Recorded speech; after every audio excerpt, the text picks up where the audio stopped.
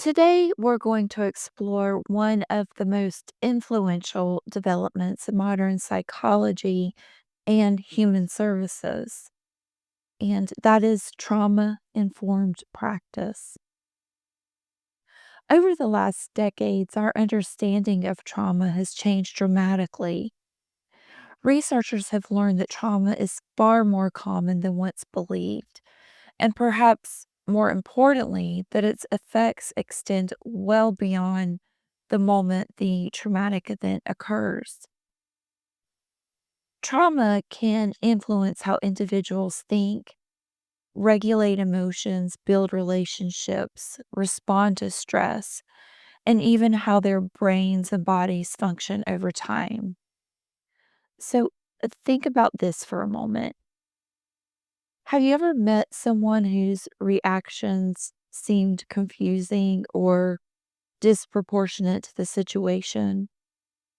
Perhaps they became angry very quickly, appeared emotionally detached, avoided certain situations, or seemed constantly on edge. Our first instinct is often to ask, why are they behaving this way? Trauma psychology encourages us to ask a different and often far more useful question. What experiences may have shaped this person's response? That simple shift in perspective has influenced psychology, education, healthcare, counseling, criminal justice, and social work. Rather than viewing behavior in isolation, trauma informed practice encourages us to consider the experiences that may lie beneath it. Now, it's important to clarify something from the beginning. Trauma informed practice does not excuse harmful behavior or eliminate personal responsibility. Instead, it helps us understand behavior within the broader context of a person's life experiences. When we understand behavior more accurately, we are often better equipped to respond effectively, compassionately, and in ways that promote healing rather than unintentionally causing further harm. Throughout today's lecture, we'll examine what psychologists mean when they use the word trauma, explore how trauma affects the brain and body, discuss common psychological responses to traumatic experiences, and conclude by examining the principles of trauma informed practice that are increasingly shaping professional work across many disciplines. As we move through today's materials, I'd like you to keep one question in the back of your mind. How might our interactions with others change if we recognize that behavior often reflects adaptation rather than simply choice? Now, we'll return to that question throughout the lecture. So let's begin by defining exactly what psychologists mean when they use the word trauma. Now that we've introduced the concept of trauma informed practice, let's begin with a question that may seem simple, but it's actually quite complex. What exactly is trauma? If you ask 10 people this question, you might receive 10 different answers. Some people immediately think of military combat or maybe natural disasters. Others think of abuse, violence, or serious accidents. While all of those experiences can certainly be traumatic, psychologists define trauma much more broadly than many people realize. One of the most widely accepted definitions come from the Substance Abuse and Mental Health Services Administration. SAMHSA defines trauma as an event, series of events, or set of circumstances that is experienced by an individual as physically, or emotionally harmful or life threatening, and that has lasting adverse effects on functioning and well being. There's several important ideas embedded within this definition. First, notice that trauma may result from a single event, a series of events, or ongoing circumstances. In other words, trauma is not limited to one catastrophic incident. For some individuals, trauma develops gradually through repeated exposure to adversity over months or even years. Second, and perhaps even more important, is that trauma is defined by how the event is experienced, not simply by the event itself.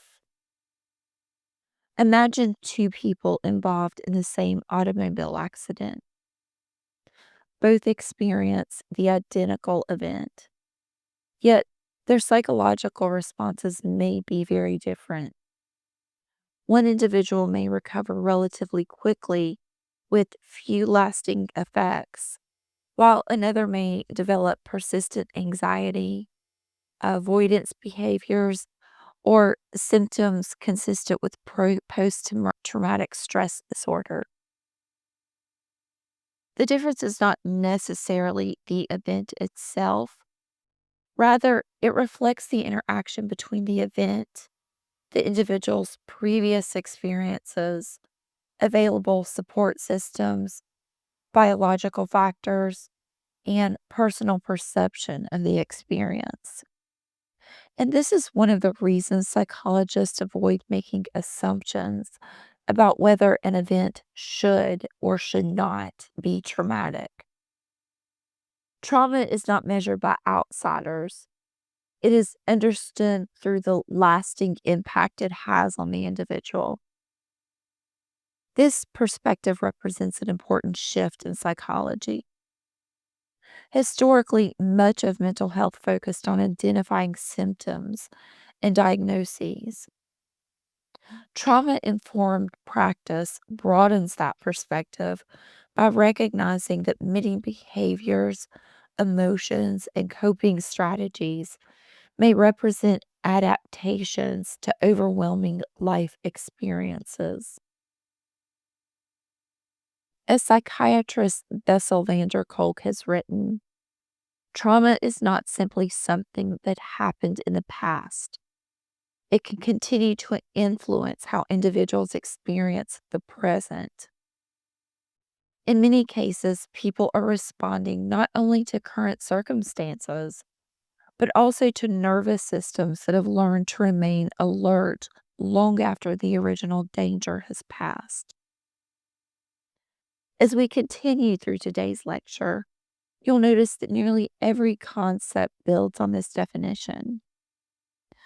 Once we understand that trauma is defined by its lasting impact, not merely by the event itself, we're better prepared to understand how it affects the brain, the body, relationships, and behavior. So, if trauma is defined by its effects, our next question becomes an obvious one. How common are traumatic experiences? And that's exactly where we'll go next. Now that we have a working definition of trauma, let's consider another important question. How common is trauma? Many people think of trauma as something relatively rare, something that happens only to a small number of individuals after catastrophic events. However, decades of psychological and public health research tells us a very different story. Current research suggests that between 50 and 69% of people will experience at least one potentially traumatic event during their lifetime. In other words, trauma is not an uncommon clinical phenomenon, it's a common human experience. Now, think about what that statistic means. If you're sitting in a classroom with 30 students it is likely that many of the people in that room have experienced at least one event that could be considered traumatic. The same is true in workplaces, healthcare settings, schools, and communities. Now, of course, not everyone who experiences trauma will develop long term psychological difficulties, and this is an important distinction. Experiencing trauma is not the same as developing post traumatic stress disorder or PTSD. Many individuals demonstrate remarkable resilience and recover with time, supportive relationships, and healthy coping strategies. Others, however, may experience lasting effects that influence their emotional well being, their physical health, relationships, and even daily functioning. The examples listed on this slide also remind us that trauma takes many forms. Some traumatic experiences involve direct interpersonal violence, such as abuse or assault. Others may involve neglect, bullying, or the sudden loss of someone important. Trauma may also result from natural disasters, serious accidents, community violence, war, or chronic exposure to unsafe environments. The textbook also highlights experiences such as poverty, racism, family incarceration, and domestic violence as potentially traumatizing events, illustrating that trauma can arise from many different life circumstances. One of the reasons trauma informed practice has gained so much attention is because professionals across many disciplines have recognized that they are likely interacting with trauma survivors every day, whether they realize it or not. Consider a teacher managing a classroom, a nurse caring for patients in an emergency department, a police officer responding to a crisis, or a psychologist conducting an intake interview. None of these professionals may immediately know who has experienced trauma. Yet, statistically, many of the people they encounter will have histories that shape how they perceive stress, authority, relationships, and safety. This realization has fundamentally changed how many organizations think about service delivery. Rather than assuming trauma is the exception, trauma informed practice begins with the understanding that trauma is common enough to influence virtually every profession that works with people. As we continue, we're going to move beyond how often trauma occurs and begin exploring something equally important. Are all traumatic experiences the same? The answer is no. And understanding the different types of trauma helps us explain why individuals may respond in very different ways. Now that we've established how common trauma is, an equally important question follows. Are all traumatic experiences the same? The answer is no. Although psychologists use the single word trauma, traumatic experiences can differ greatly in their duration, intensity, and long term psychological impact. Understanding these differences helps explain why two individuals with different trauma histories may present with very different symptoms and support needs. So let's begin with type 1 trauma. Type 1 trauma refers to a single traumatic event. Examples might include a serious automobile accident, experiencing a physical assault, surviving a natural disaster, or witnessing a life threatening incident. These events are typically unexpected and occur over a relatively short period of time. And it's important to recognize that a single event trauma can still have profound psychological effects. Some individuals recover with relatively few long term difficulties, while others may develop persistent symptoms that interfere with daily functioning. Recovery is influenced by many factors, including previous life experiences, available social support, coping resources, and biological vulnerability. The second category is type 2 trauma. Rather than involving one isolated event, type 2 trauma develops through repeated exposure to traumatic experiences over time. Examples might include ongoing domestic violence, repeated bullying, chronic community violence, or repeated exposure to abuse. One way to think about this is to imagine the difference between experiencing one severe storm versus living in an environment where storms occur week after week. The repeated activation of the body's stress response places a much greater burden on both the brain and the body. And this repeated exposure often leads us into our third category, which is complex trauma. Complex trauma differs from the first two categories in an important way. It most often develops through repeated interpersonal trauma, particularly during childhood or adolescence, and frequently occurs within relationships that should provide safety, protection, and care. These experiences may include chronic physical abuse, emotional abuse, sexual abuse, severe neglect, or repeated exposure to domestic violence. And why is this distinction so important? Because children learn about the world through relationships.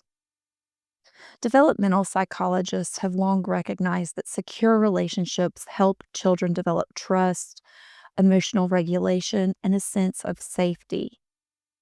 When those same relationships become sources of fear or unpredictability, the effects often extend far beyond the original traumatic experience.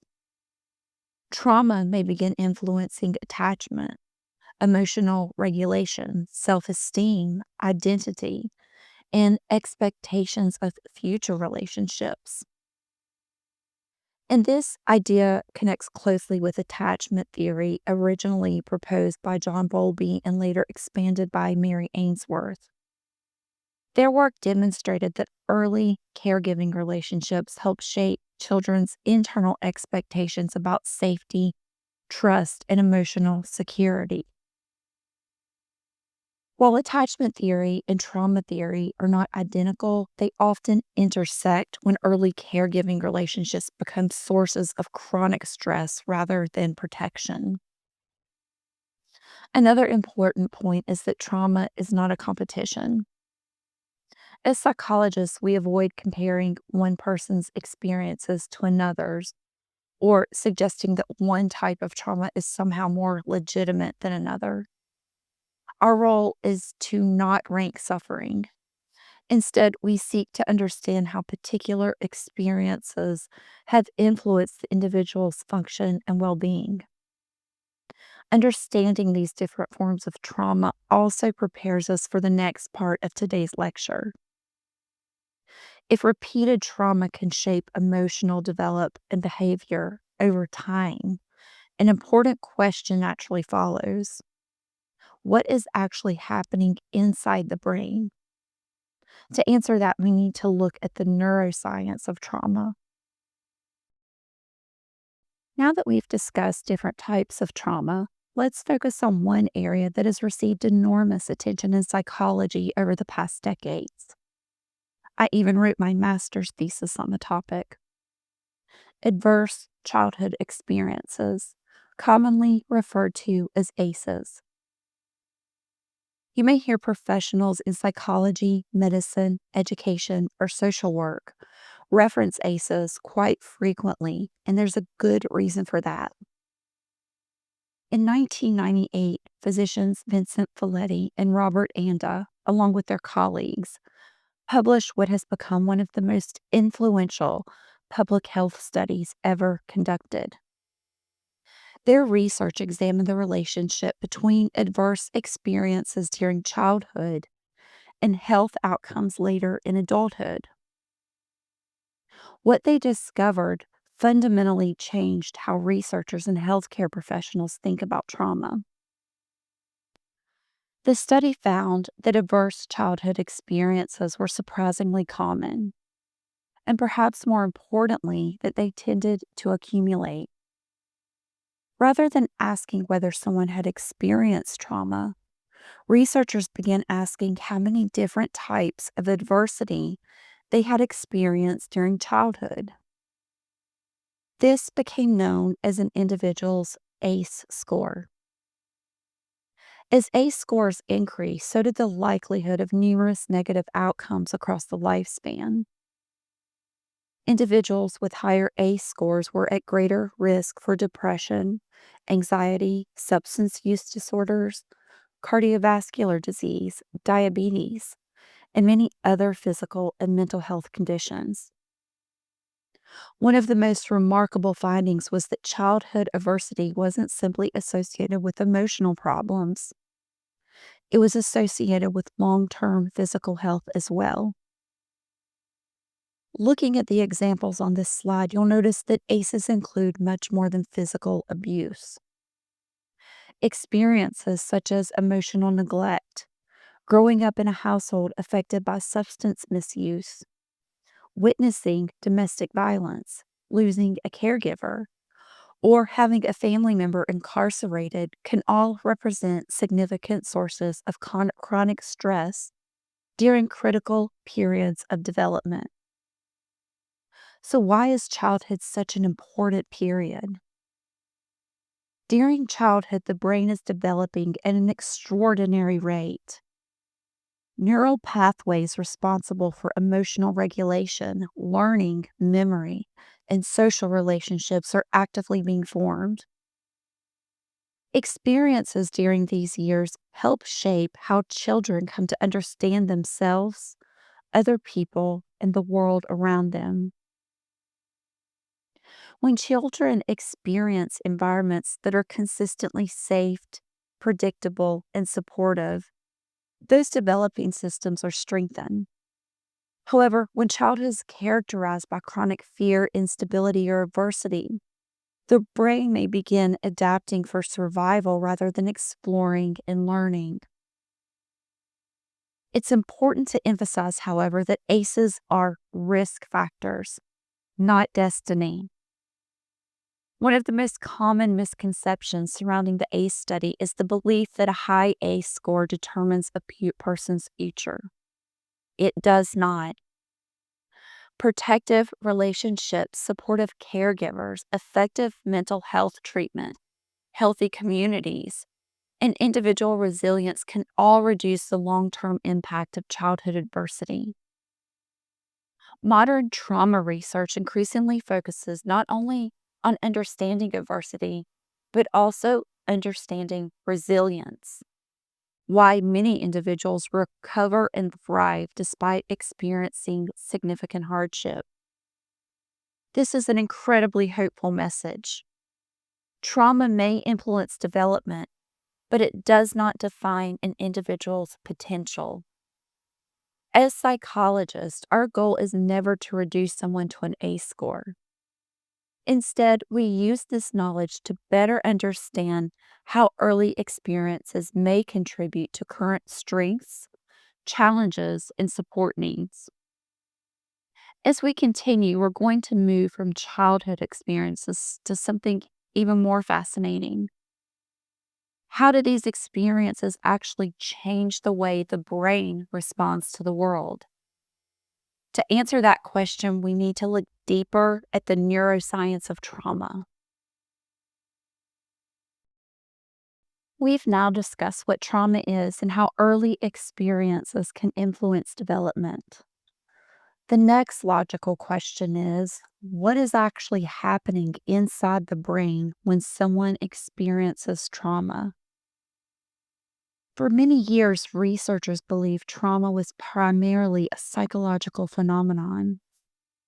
Today, advances in neuroscience have shown us that trauma also involves measurable changes in how the brain processes information, detects danger, and regulates emotion. To understand these changes, let's focus on three brain structures that will play particularly important roles in our discussion today: the amygdala, the hippocampus, and the prefrontal cortex. We'll begin with the amygdala. Think of the amygdala as the brain's internal alarm system. Its primary job is not to make thoughtful decisions. Its job is survival. It constantly scans our environment for signs of danger, and when it detects a potential threat, it can initiate a rapid stress response before we're even consciously aware of what's happening. From an evolutionary perspective, this is incredibly adaptive. If our ancestors encountered a predator, waiting to carefully analyze the situation would have been far less effective than reacting immediately. Once the amygdala signals danger, the body begins releasing stress hormones such as cortisol and adrenaline. Heart rate increases, breathing becomes faster, muscles prepare for action, and attention narrows towards survival. Next is the hippocampus. The hippocampus plays an essential role in learning and memory. It helps us organize experiences, place them in context, and distinguish between past events and present circumstances. Under normal conditions, the hippocampus helps us recognize that a frightening experience has ended. It essentially files that memory away so we can learn from it without continuously reliving it. However, during periods of extreme chronic stress, high levels of stress hormones can interfere with the hippocampus's ability to process and organize memories effectively.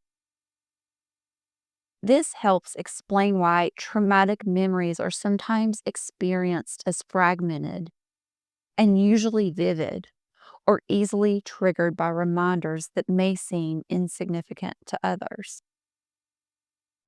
Finally, let's look at the prefrontal cortex. This is the area of the brain associated with higher order thinking. It supports reasoning, planning, impulse control, decision making, and emotional regulation.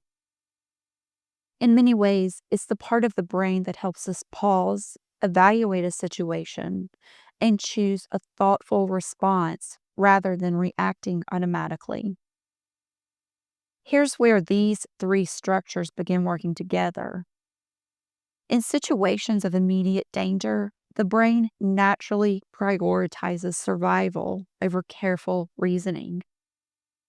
That's exactly what we would want if we were facing a genuine threat. The challenge arises when someone has experienced repeated or chronic trauma. Research suggests that the amygdala may become increasingly sensitive to perceived threats, while the prefrontal cortex may have greater difficulty regulating emotional responses during periods of stress. At the same time, the hippocampus may struggle to clearly distinguish between past danger and present safety. Now, this doesn't mean that the brain is broken. Rather, it means that the brain has adapted to survive in an environment where remaining constantly alert may once have been necessary.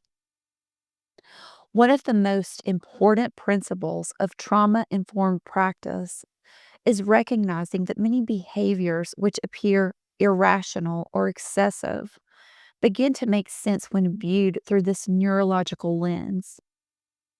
For example, a loud noise that barely captures one person's attention may immediately activate another person's threat response because their nervous system has learned that sudden sounds often predict danger.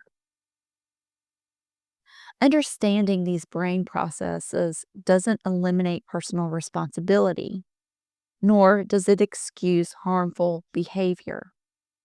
What it does provide is context. It helps us understand that many trauma responses are rooted in biology as well as psychology. As neuroscientist Bruce Perry has often emphasized, the brain develops in response to experience. That means the environments we grow up in and the experiences we repeatedly encounter help shape the way our brains learn to respond to the world. So, if trauma can alter how the brain detects and responds to danger, what does that actually look like in everyday life? This answer brings us to one of the most familiar concepts in psychology: the fight, flight, and freeze response. Now that we've explored how trauma affects the brain, let's examine what those neurological changes look like in everyday life. Most people have heard the phrase fight or flight. In recent years, many have also become familiar with the freeze response, giving us the three classic survival responses shown on this slide. Now, these responses are not personality traits and they're not conscious decisions.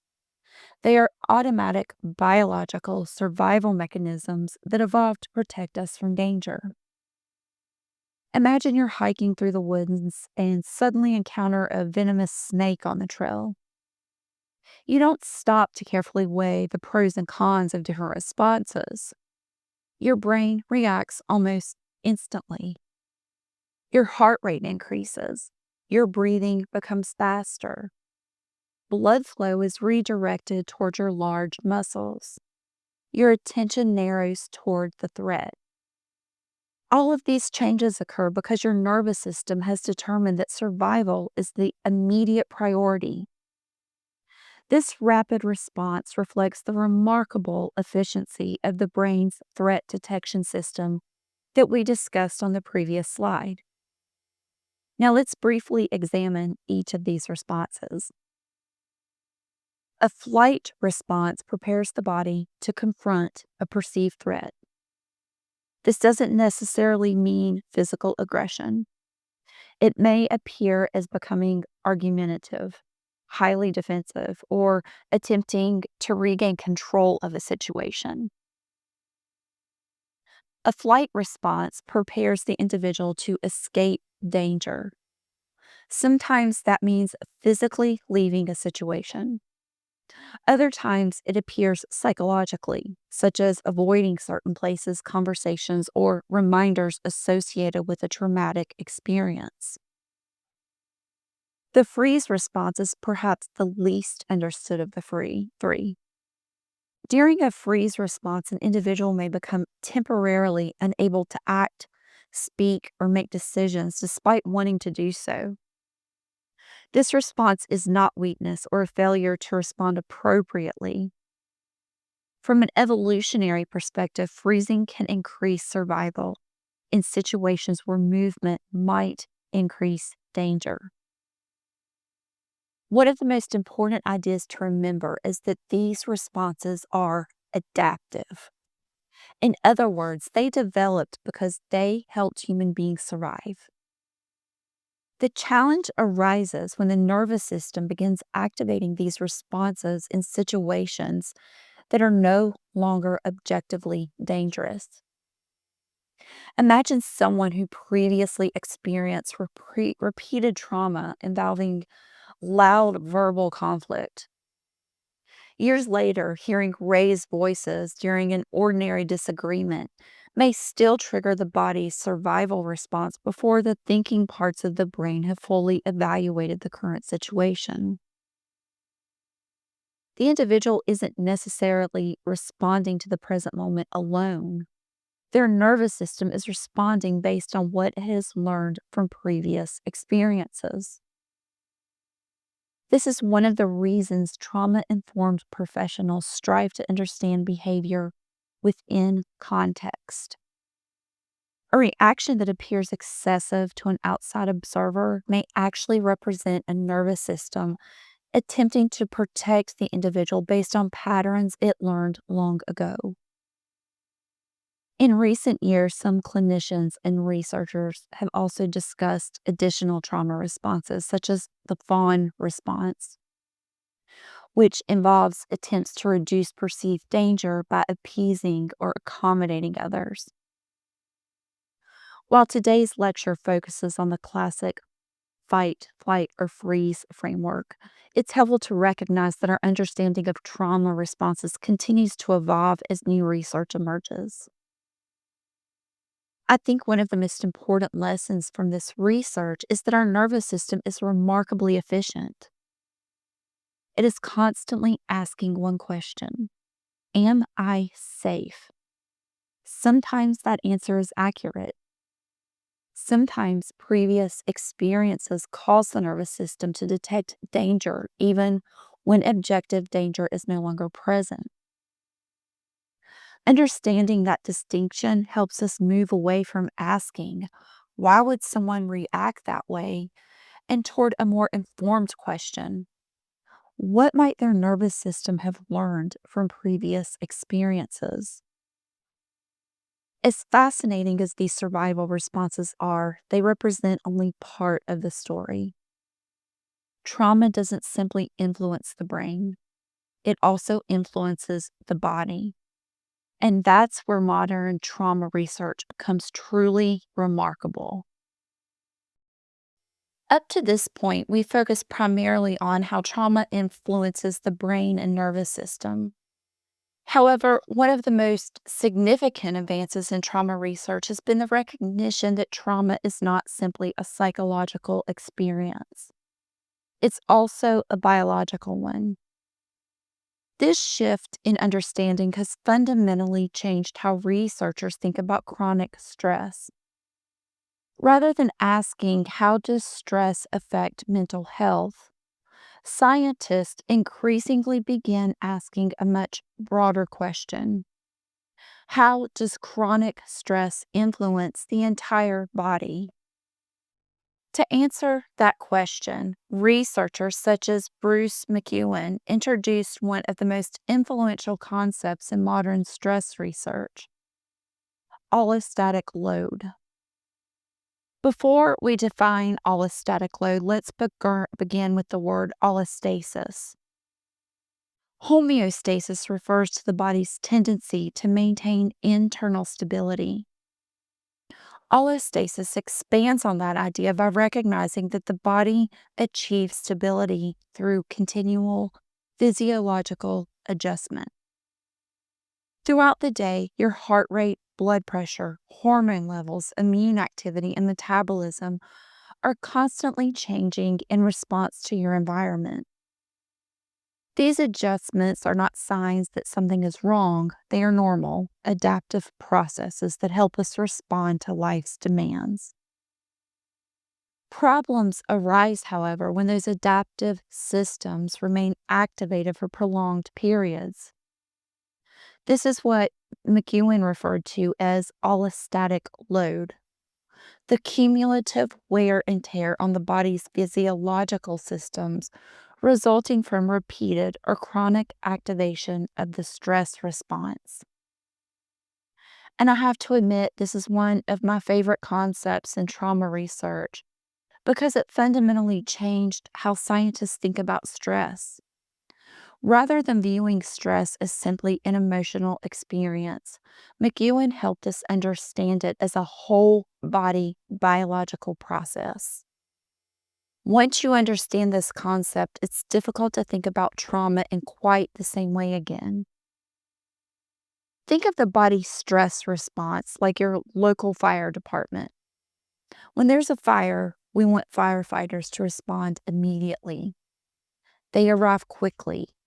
They use the equipment they need. They contain the emergency. Then they return to the station. The stress response works much the same way.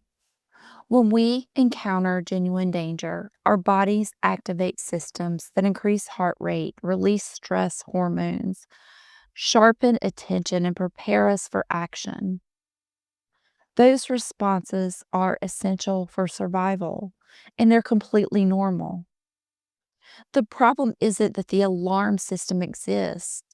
The problem occurs when the alarm keeps sounding long after the emergency has ended, or when emergencies occur so frequently that the system rarely has an opportunity to recover or to return to homeostasis.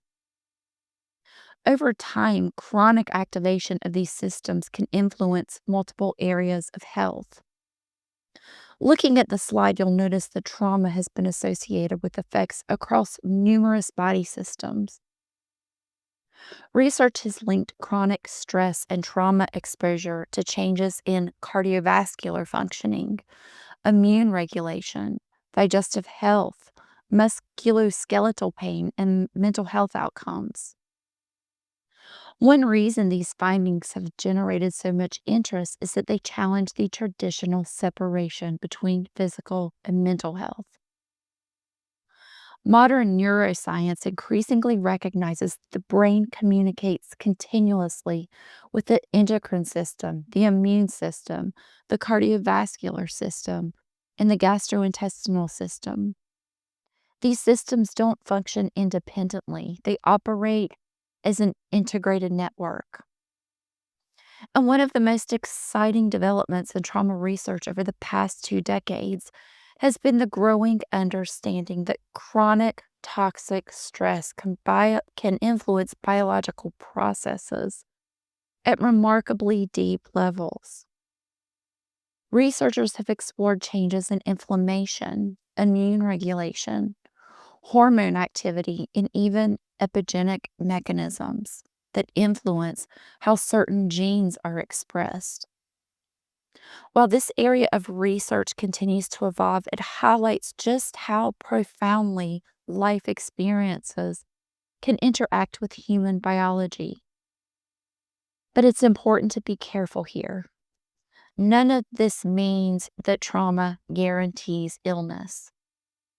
Just as higher ACE scores represent risk rather than destiny, biological changes associated with chronic stress reflect increased probabilities, not certainties.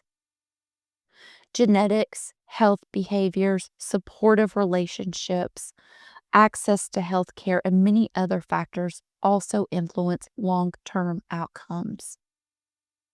And that brings us back to one of the central themes of today's lecture. The body is not failing. The body is adapting. Understanding those adaptations allows us to move beyond asking, what's wrong with this person? And toward a much more informative question, how has this person's body learned to survive?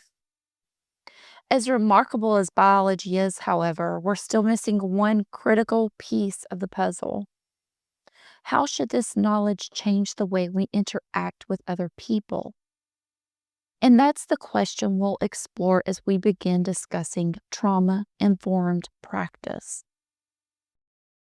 Now that we've explored how trauma affects both the brain and the body, let's consider how those biological changes may be reflected psychologically. One of the most important ideas to remember is that trauma responses exist along a continuum. Experiencing one or more of the reactions listed on this slide does not necessarily mean someone has a mental disorder. Many of these reactions are common immediately following highly stressful or traumatic experiences. What often distinguishes a normal stress response from a clinical disorder is the severity, duration, and degree to which these reactions interfere with daily functioning. So let's briefly look at each of these common responses. Intrusive memories are perhaps one of the most recognizable trauma reactions. Individuals may experience unwanted memories, vivid images, distressing dreams, or emotional reactions that seem to appear unexpectedly.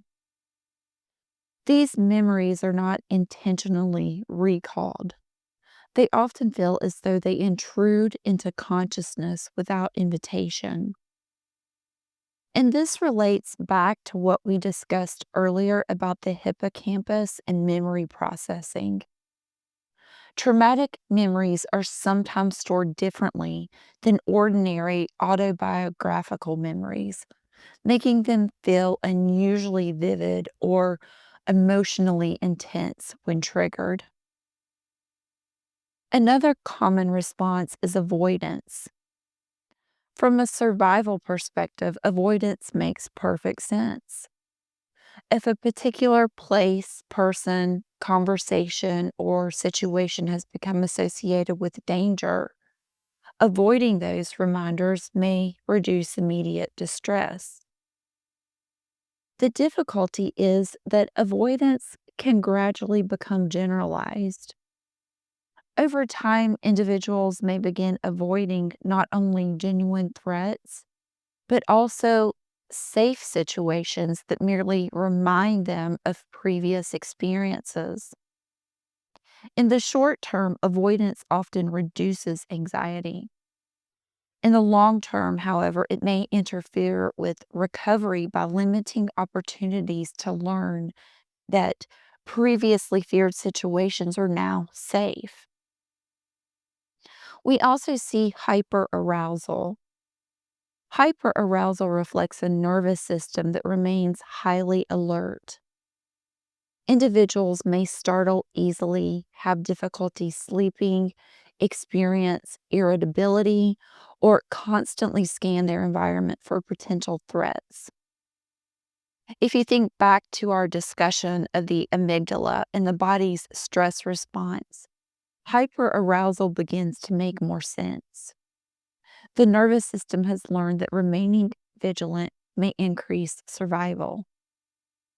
And closely related is anxiety, which may involve persistent worry, physical tension, or a heightened sense that something bad is about to happen.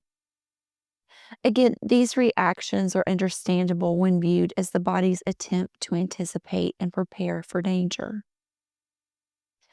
And finally, let's discuss dissociation, one of the most misunderstood trauma responses. Dissociation exists along a spectrum. Many people have experienced mild forms of dissociation, such as becoming so absorbed in a book or a movie that they momentarily lose awareness of their surroundings. Trauma related dissociation, however, may involve feeling detached from one's thoughts, emotions, body, or environment during periods of overwhelming stress. Rather than viewing dissociation as something strange or irrational, many trauma researchers understand it as another protective adaptation. In situations where escape is impossible, temporarily distancing awareness from overwhelming experiences may reduce psychological distress during the event itself. As we've discussed throughout today's lecture, a common thread connects all of these responses. They are not random, and they are not signs that the brain or body has simply malfunctioned. They are adaptive responses that develop within particular contexts.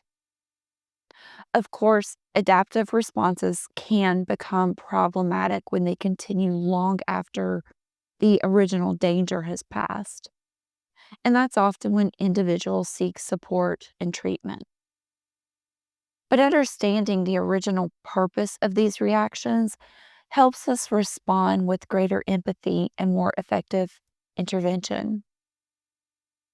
As psychologist and trauma researcher Judith Herman observed in her pioneering work on trauma and recovery, traumatic events can profoundly affect an individual's sense of safety, connection, and control. Understanding these reactions is the first step toward supporting recovery. At this point in the lecture, we've examined trauma from biology, neurology, and psychological perspectives. The final question becomes, how should all of this knowledge influence the way professionals interact with the people they serve?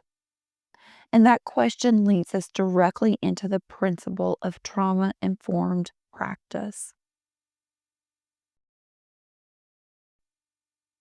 Throughout today's lecture, we've explored trauma from several different perspectives. We've examined how trauma affects the developing brain. We've discussed the body's stress response. We've explored adverse childhood experiences, survival responses, and the biological effects of chronic stress. Now, I like to bring all of these ideas together. One of the most significant paradigm shifts in modern psychology can be summarized by the simple comparison shown on this slide. For many years, professionals often approached difficult behaviors by asking, "What's wrong with this person?" At first glance, this may seem like a reasonable question. After all, if someone is acting aggressively, withdrawing from relationships, struggling emotionally, or engaging in unhealthy behaviors, it's natural to wonder what's causing those difficulties. The problem is that this question focuses almost exclusively on the behavior itself. It encourages us to view behavior as something that exists in isolation, disconnected from the experiences that shaped it. Modern trauma research has encouraged us to ask a different question. What happened to this person? Notice that this question doesn't ignore personal responsibility. It doesn't excuse harmful behavior, and it doesn't eliminate accountability. Instead, it expands our understanding. It asks us to consider whether current behaviors might represent adaptations to previous experiences. So think back to everything we've discussed today. If repeated adversity can influence brain development, if chronic activation of the stress response can affect multiple body systems, if survival responses develop because they once increased safety, if early experiences shape expectations about relationship in the world, the behavior begins to look differently. We no longer see only the behavior. We'll begin asking about the experiences that may have contributed to it. This shift has had profound implications across psychology and many other professions. In education, teachers increasingly recognize that a student's disruptive behavior may reflect stress rather than simple defiance. In healthcare, clinicians have become more aware that physical symptoms may exist alongside histories of significant adversity. In social work and counseling, professionals seek to understand how early experiences may continue influencing relationships, coping strategies, and emotional regulation. And even within criminal justice, trauma informed approaches have encouraged professionals to consider how trauma histories may influence behavior while still recognizing the importance of accountability and public safety. One of the reasons this shift has been so influential is that it changes not only what we see, it changes how we respond. When we understand that many behaviors developed as attempts to survive, our interventions often become more thoughtful, more effective, and more compassionate. Compassion, however, should never be confused with lowering expectations. Trauma informed practice does not mean expecting less from people. It means understanding more about the factors that have shaped them. As psychologists, one of our responsibilities is to hold two ideas simultaneously. We can recognize that a person's history has influenced their development, while also recognizing that their capacity for growth, change, and responsibility moving forward. These ideas are not contradictory, they exist together. And I think that's one of the most hopeful messages in trauma psychology. Understanding someone's history doesn't trap them in the past. It helps us understand where healing can begin. This shift from asking what's wrong with you to asking what happened to you isn't simply a change in language. It's a change in perspective.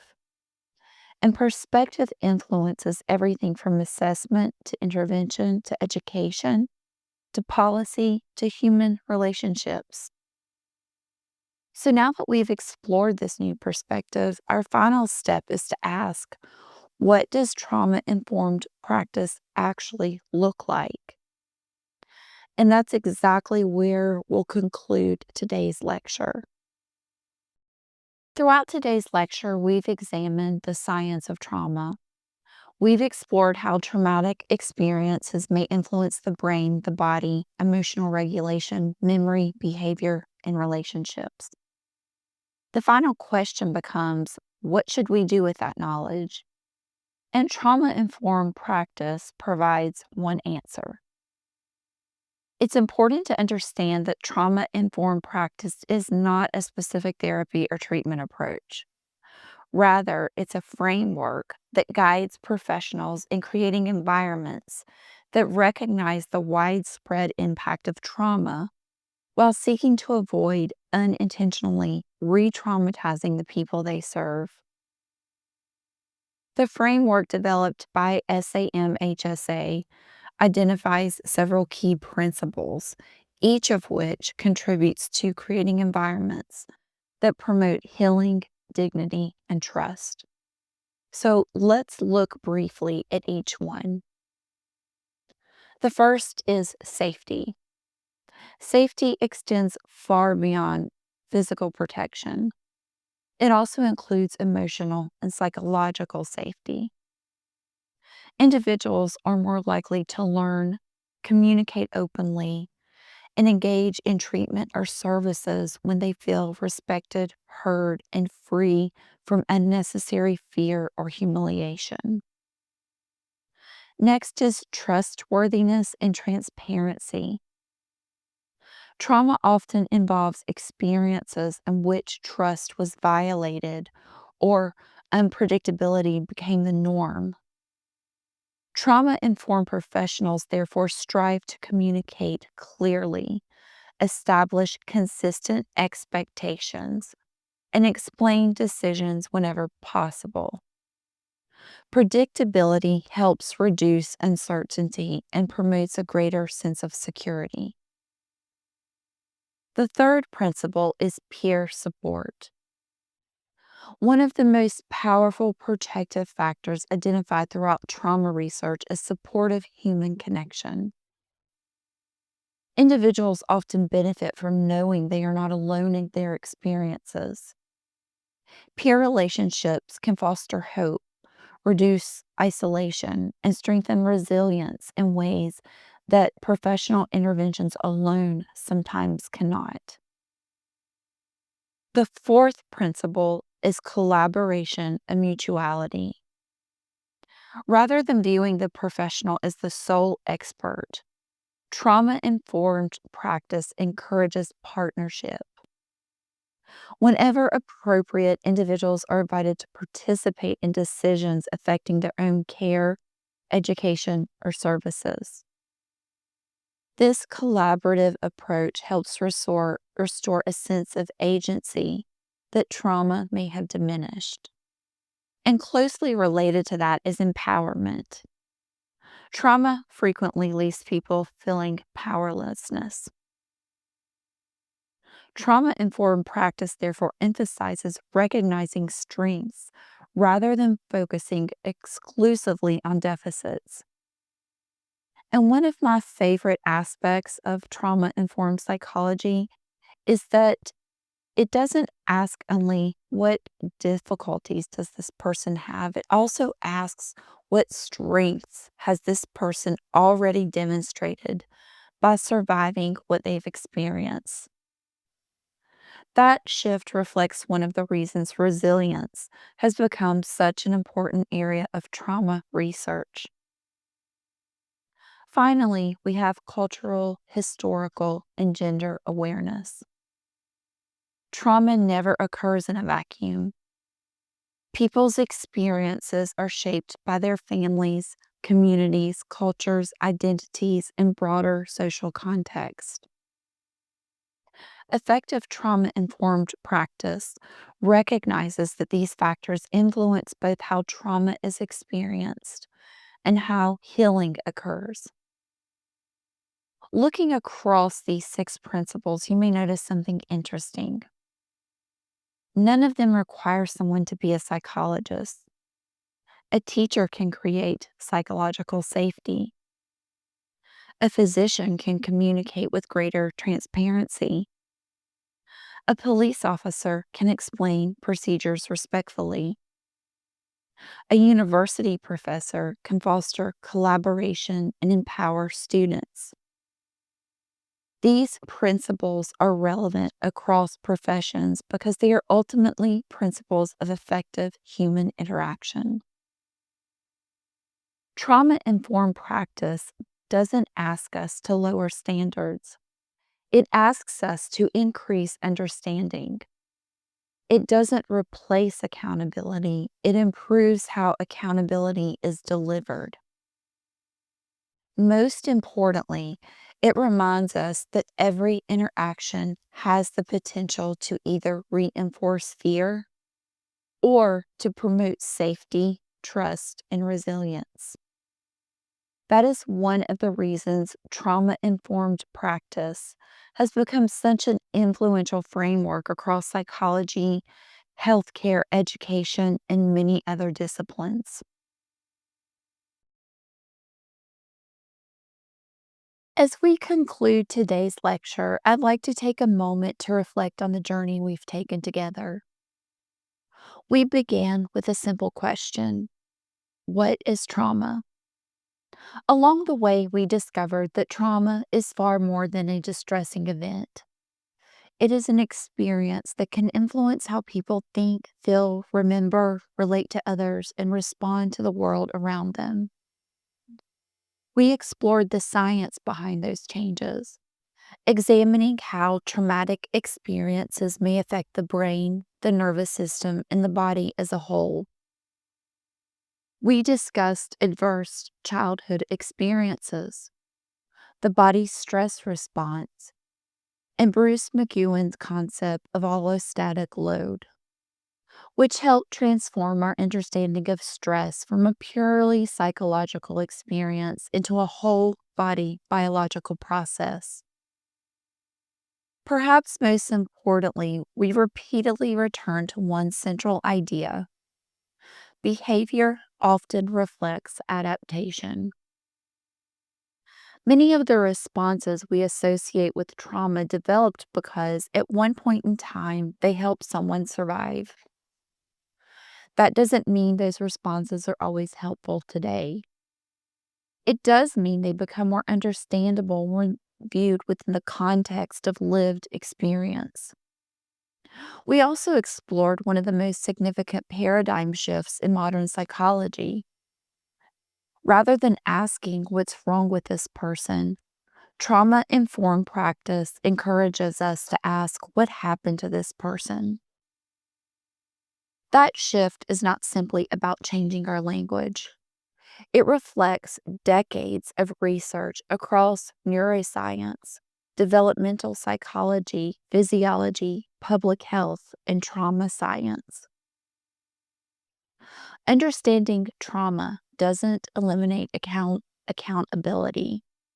It doesn't excuse harmful behavior. Instead, it allows us to respond with greater knowledge, greater effectiveness, and greater humanity. I also hope today's lecture has demonstrated something equally important. Trauma is only part of the story. Throughout this lecture, we've discussed risk factors, biological adaptations, and the effect of chronic stress. But none of these concepts should ever be interpreted as destiny. Human beings are remarkably adaptive. The same brain capable of adapting to adversity is also capable of adapting to safety. The same nervous system that learned to survive can also learn new patterns through supportive relationships, healthy environments, and evidence based interventions. In other words, understanding trauma gives us insight into how people survive. Understanding resilience helps us understand how people heal. While resilience extends beyond the scope of today's lecture, it represents one of the most exciting and hopeful areas of modern trauma research. And it reminds us that adversity does not define a person's future.